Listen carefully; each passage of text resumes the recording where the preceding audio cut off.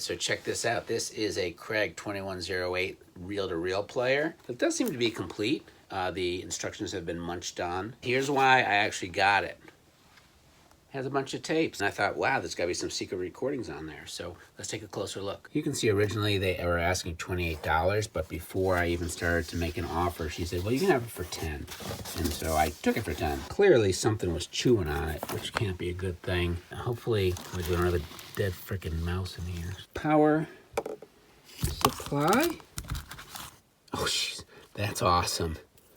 That's got to be a microphone. Oh, I love that.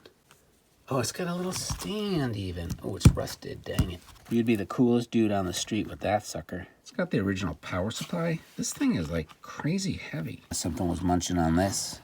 Here's a look at the reference manual in case you want to read through it. And there's the all-important circuit diagram. And here's the specs. Let's see what else is in here. So like I said, there's tapes. They are not marked in any way, it doesn't look like. I'll take a listen to them. I was actually, again, hoping that they actually would be recorded and there'd be fun music or people doing crazy things. These tapes clearly have been used in some way, shape, or form. So there's 2 used tapes. They got one of those crazy little earphone things that they always had. Shove those in your ear. Gross. A couple more. This one was 90 cents. I love that you could theoretically mail these and make a taped message to somebody. So there are 5 of these that could be unused, but there's another 3, 4, 5 that seem like they're kind of mangled up and probably had something recorded on them. Outside in the great outdoors, trying to get this thing out. There's no dead things in there. More paperwork of some sort. It's definitely gross. Let's see. Holy crap. Oh my God. What the hell is that thing? So that's better. The recorder itself, dirty, corroded. The battery compartment, no batteries were in here, which is good. It has its original foam in it, but look at this. Dust. Here you can see that the 2108 boasts of 7 transistors. Looks like it was made in Japan. Now that I have thoroughly sanitized this thing and I'm less likely to catch the bubonic plague from it, I guess it's time to test it. So there's a tape in there. I'm going to press play.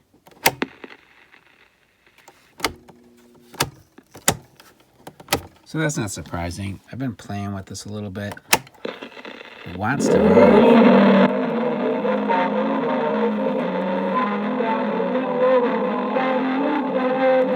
The volume doesn't seem to be doing anything. That's the Beach Boys.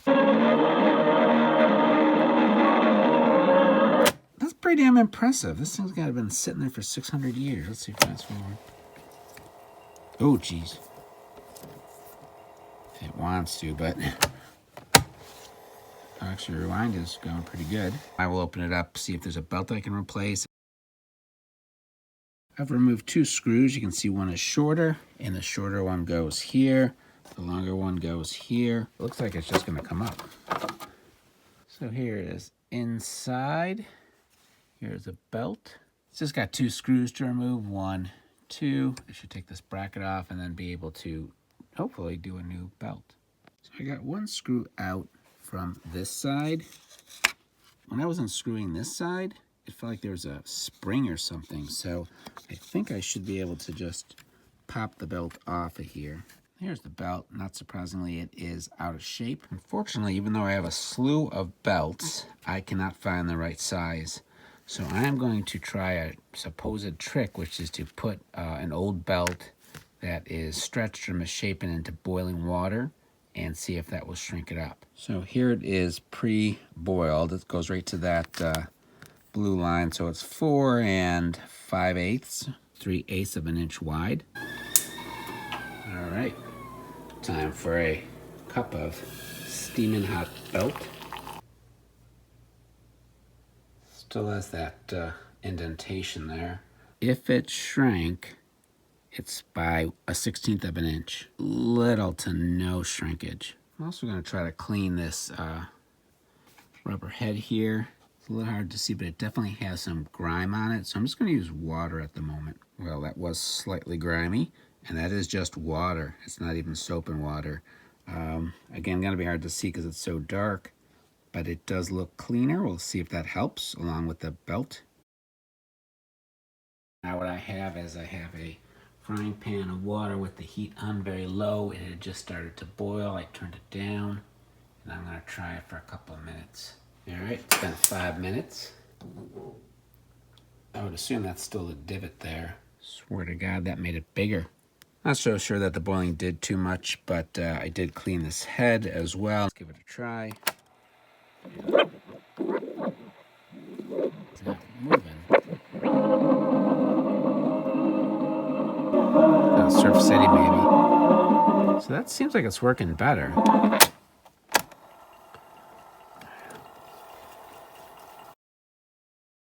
I'm going to use some isopropyl alcohol and some Q-tips to get in here as best I can to clean the heads. So I'm a little surprised by how dirty these were, but we'll see if that helps with the sound. I think this is Dead Man's Curve. Is the sound better?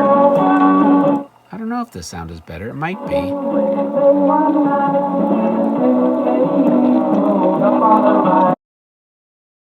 So I spent some time just wiggling this thing back and forth because sometimes that can get some of the oxidation out of it. This right here is the potentiometer that is controlling the volume. You can see the small opening right there. And it's in that opening that I sprayed this deoxit D5 and then worked this back and forth. And now the volume is working much, much better.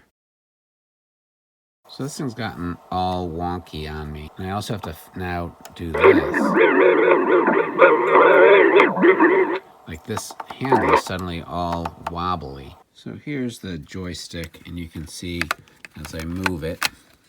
Actually, this seems like it's loose. What if I tighten that up? Let me tighten it up and see if that does anything. So that does seem to have helped. I literally just tightened this with my hand. But with that tightened, the control works better. So it's really tough going to rewind.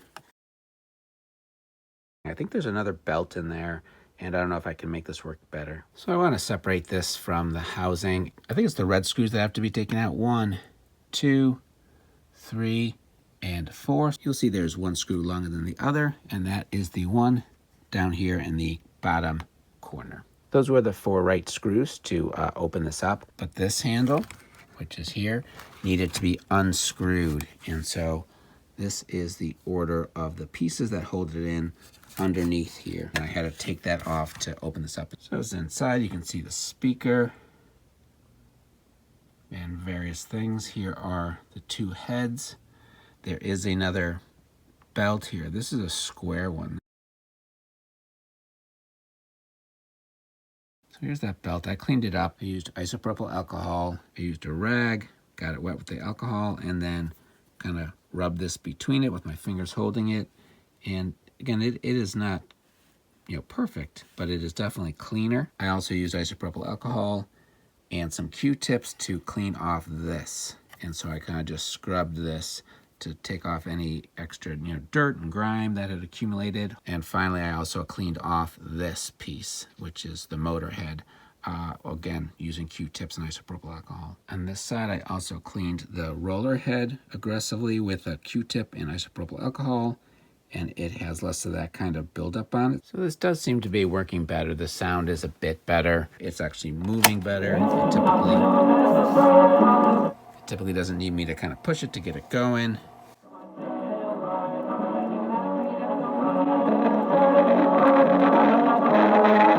There's obviously distortion at the higher end. Fast forwards, rewinds without me needing to push it. So this is the power supply, and you can see right here it does say 9 volts.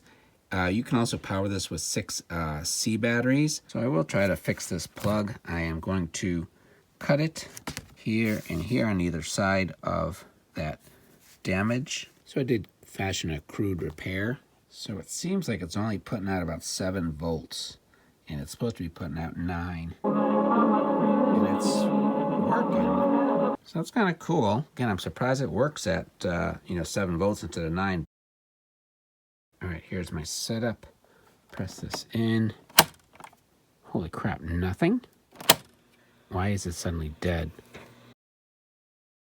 It's playing, and as soon as I go to plug this in, push it in now, it stops. Why would plugging this in without even having the record button on Oh my God. Well, maybe, you know what? Maybe I have it turned off. Hold on. Turn it on. Come on, baby. No? Oh, yeah. I turned it off. Yeah. Okay, yeah, okay.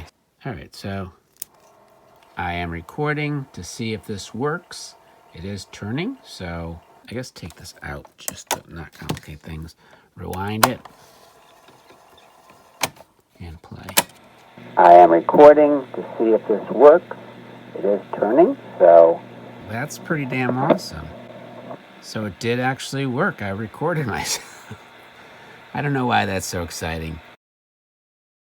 Be aware that there are actually 2 speeds on this thing. You can hear how obviously squeaky that is. This piece here comes off. You turn it counterclockwise, and at some point you can lift it off. You store it here. Screw it down so it does go in. Now this should be better. Senator Goldwater announced that he was retiring from the Senate to head a UFO investigations commission. So I jokingly said, like, maybe these are top secret recordings. They're not, but I think this is from a radio program, and it sounds like it's kind of late night conspiracy UFO kind of stuff. On an isolated mountaintop near Los Alamos, New Mexico, where it's all government land, if we would guarantee them a safe landing zone with no ambush, no hidden weapons, no treachery. Isn't this all a gimmick, a business for you to make a little extra loot on the side? Do you have a copy? I know where they are. Well, why don't you have a copy if you know they... I don't carry it around. I might be killed. Were you afraid to make this revelation because it might be embarrassing to the institutions with whom you were... I knew it would be highly embarrassing. Or would they think maybe you were crazy? All right, now, we're going to do this play, and we're going to do it right. 1 month from today, 1/3 of our population will be dead. 1 out of 4 of the survivors will develop consumption. I want to know something. What's this bit about Molly? Molly? I don't know. It looks like you have a guilt complex. But this country needs this sort of thing. They need people with brains. And I'm willing to take Mr. Rockefeller with his flaws, because I think the country needs leadership, and I don't think Jerry Ford is in a position to provide.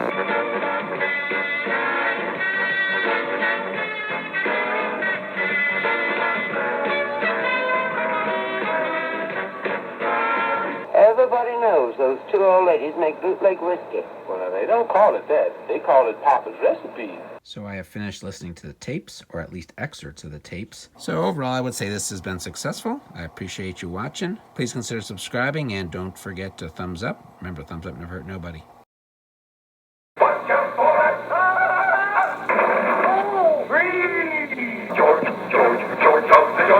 I be brave as a blizzard, I be gentle as a lizard, I be clever as a kid. Elle est toujours occupée. Well, I'll give you a couple of carrots if you stay over at my pad for a little while. It's up on the 15th floor of this hotel. So Rapunzel said, oh, okay. And her hair was like 150 feet long. But every once in a while, Hazel would drop in and say hi and rub her buns and give her some food. Rapunzel, she was getting tired because she had this boyfriend at home. Seems like Rapunzel, but some kind of more modern version. And she didn't have any teeth. No, it was a woman, an old lady. Okay. And she used to go out in the field, in the middle of the field, with only half of her clothes on. She used to wear G-string and pasties, actually. So that was interesting, right? Slightly pornographic R-rated fairy tales. Then